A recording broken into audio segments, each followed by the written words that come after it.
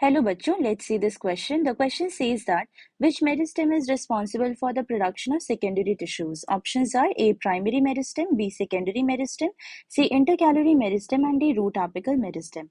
तो यहाँ पे क्वेश्चन हमसे सेकेंडरी टिश्यूज के बारे में पूछ रहे हैं. ये क्या होते हैं? These are the tissues that occur in woody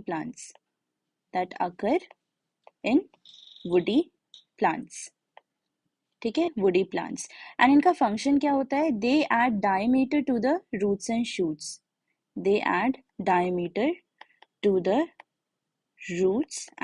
shoots. तो बेसिकली इनका फंक्शन क्या है?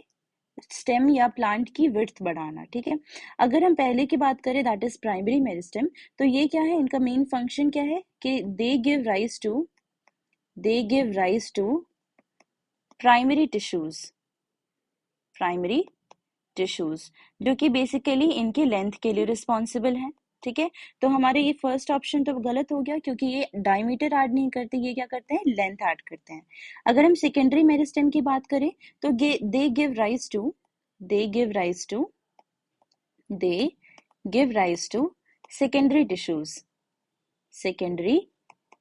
टिश्यूज और इनका फंक्शन होता है कि they add diameter to the plant. तो हमारा बी ऑप्शन बिल्कुल सही है.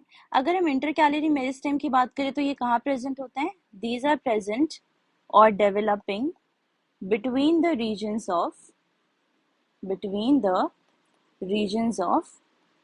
mature or permanent tissues.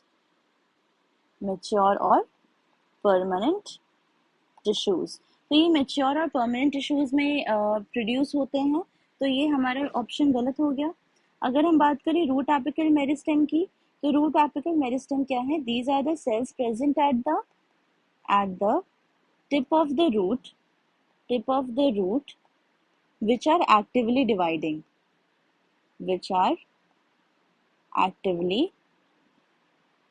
dividing.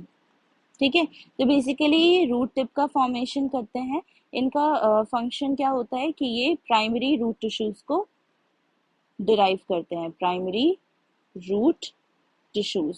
तो ये भी लेंथ इंक्रीज करते हैं, डायमीटर नहीं. तो हमारा ये भी ऑप्शन गलत है. हमारा करेक्ट ऑप्शन क्या है? B, that is secondary meristem. Hope you understood the concept. All the best. Thank you.